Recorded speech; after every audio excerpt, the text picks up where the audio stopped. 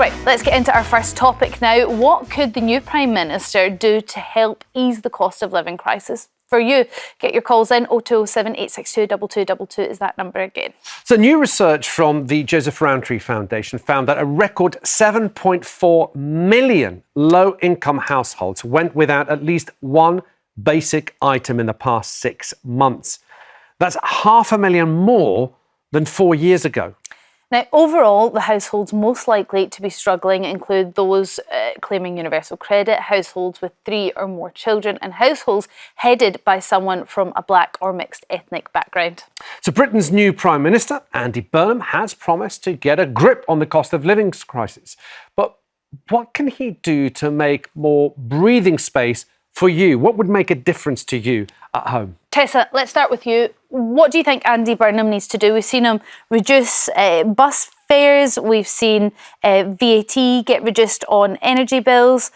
Yeah, I'm not convinced by the VAT on energy bills because it applies to all of us. And sitting here at this sofa emporium, I don't believe that any of the four of us, A, will feel the impact of an extra £1 a week off our energy bills, or B, that we need it.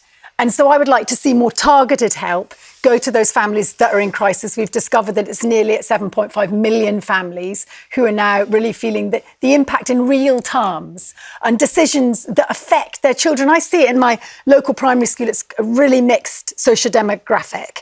And you'll see the kids that have and the kids that have not. So the kids that have go and play football after school because they have a little paid lesson. And the kids that don't go and play football after school.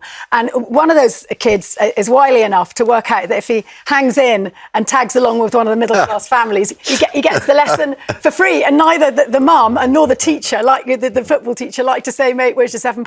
But this is real terms impact. You know, that it affects the lives of future generations of children. That's one example. And in fact, football is a privilege. So let's say if you take it down to more basic levels, we're talking about obesity later, actually eating more healthy food, which is, we know, more expensive. If you go to a fresh fruit and veg shop, you come out with less for more than if you go into your local Iceland and buy a pack of donuts, which will stave off the hunger pangs till lunch. So on every level, there's a crisis going on. And Andy Burnham, he's changed. He's got better eyebrows, wears a T-shirt, speaks more convincingly. But actually, he's hemmed in by the same manifesto, promising not to tackle VAT, income tax, or national insurance. And I don't understand how a Mancunian accent, or is that what his accent is? I don't know, but whatever it is, I don't understand how that is going to... He is from Liverpool. Yeah, gift. How's that going to gift him the ability to find more money down the back of... so's Andy, I just can't see the extra money. Do you know, where is it? You know what I'm saying? Russ, what do you think he can do to affect breathing space for us in the cost of living crisis? What a tornado. Well, I mean, this is a buzz phrase. Breathing space. What does it really mean?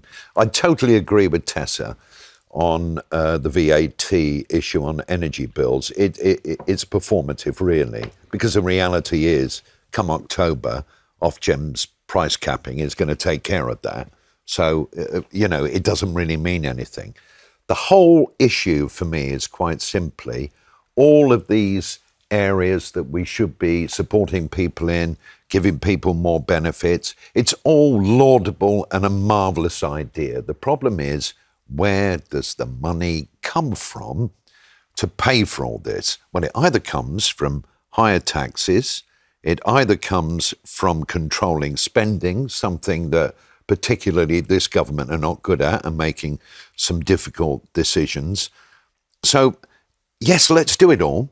But let's not borrow any more. They're going to have to tax you then, Ross. So where is the money coming from? And you. It's going to be capital gains. I think it'll come on a property tax. I'm almost sure of it. Inheritance tax and capital gains is possibly somewhere it comes. But you know what? I'm going to press you two. So look, we've got a little chart here. And we're ways to tackle the cost of living. And I'm going to press you. So you've got options. Raise benefits. So actually give people more benefits. We're talking about that 7.4 million people. A lot of them are claiming benefits. A lot of them are in work and they're still having to go without an essential item, right? Bring down household bills. So you're right, Tessa, perhaps that £45 a year is not enough to make a difference to people. Bring it down even more. Free public transport. Not everyone. Hang on. Free public transport for everyone. Free public transport for perhaps younger people. I know they get some, but perhaps they need to have some more. And the price cap on supermarket essentials. Food prices at the moment are extortionate. They are, and the food inflation over 4%. You know, there's been consistent. It's all about energy bills. This is what everything. So Ross, I'm going to put you down for energy bills, right? Bring down household bills. I think you should, because I do believe food inflation. I'm going to put one vote for there. What about going even further and scrapping? Green levies on energy bills. Green levies. Well, my view is that we should be green, but we have to wake up and smell the coffee. In this country, we are so small that we could be the greenest people ever to have existed forevermore. And it isn't, unless everybody else does it, it isn't going to make any difference. We can be market leaders, actually. Whatsoever. Half of our I don't care if we're market leaders. Renewables. We're still paying the highest energy bills almost anywhere in the world. It's partly the way in which we put our infrastructure costs onto our energy bills. Do people want to be market leaders, Tessa? Yeah. Not when it affects their wallet, I'm telling you. But if you go on a spurious drilling in the North Sea, because you might find an additional pocket of oil. It's the solution. Actually, no, we don't know that it is the solution. Okay, well, that's why the geopolitical world that we live in, it's a necessity now for our people and our economy to actually do that. Okay. Are you using your special male authority gap voice to convince me of something that scientifically is not proven? Tessa, I'm going to press you. Where would you go from these four options? If you want free public transport, and we know that Burnham has a reputation with buses, and he's already reduced the cost to £2. Yeah. Right. I would, and I cycled in today and I had a puncture, so I'm feeling almost as zealous, evangelisto as Jeremy Vine. I think I would tax big cars in cities. Just slam on a tax. So you would go for the transport? Yeah, anything that is bigger than a Skoda or a Yaris or a Mini gets an extra additional £100 a year. No. That's you, isn't it? What car do you drive? I drive a Jaguar. Oh, 100% bang on the cost. Yes. £100 from the man in the Jaguars are the largest cars. It's very economical. No, it's a great car. It's still a big car. Very I will economical. not be lectured by a cyclist. Now, it's economical. Did you just say a Jaguar is an economical? Is it the electric one? No. It's not. It's a petrol one. It's what's beautiful. The size of the engine, Ross? It is a 2.0. Right. Yeah. That's a large very engine. economical. £150 a year extra. Now, just a minute. Can I just make a point? Free public transport doesn't exist because the government pays the bus companies to put the cap. Otherwise, they go, well, we can't afford to do it. But hang on. Nonsense. But we're funding it through your petrol head activities. That's how we're going to fund the free transport. But we're asking what would make a difference to people's lives at home. A lot of people are struggling. Cost of living crisis. About 7.4 million people, according to the Joseph Rowntree Foundation. If you took away their transport costs of coming and going from work, that could make a big difference. Huge difference, right? I think it would also all linked to energy costs. I'm sorry, it really is as simple as that. Persistent high energy costs. Shall we go to John? Let's go speak to John from North Yorkshire. What would you attack first? What would you do? Ross. Hi, Alex and Alexis and panel. Right, could wipe out everything you got there. The supermarket is there to make a profit. They should not be there to subsidise. The free public transport is a tremendous amount of cost involved. People abuse the transport system as well. Rather than walking half a mile, people will take a bus. Every time you click your pass, that is costing the taxpayer. Raise benefits. All of this costs the Treasury a massive amount of money.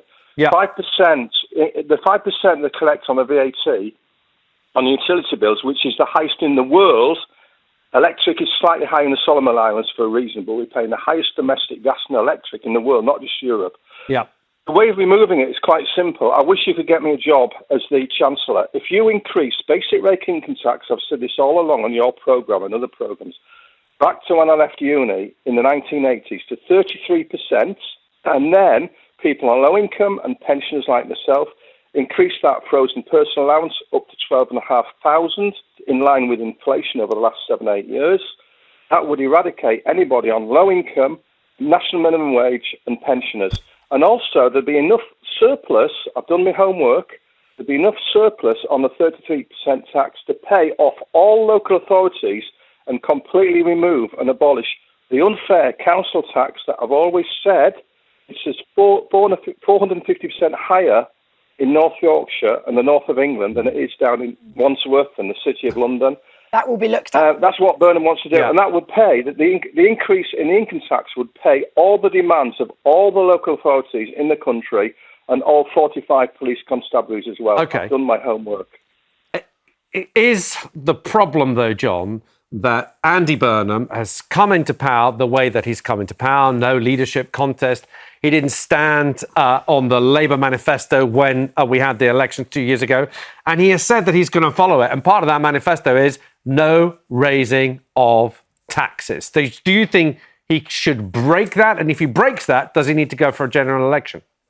No, he hasn't done his sums. I definitely agree with equalising council tax. You shouldn't have to pay 400% more in a poor council area.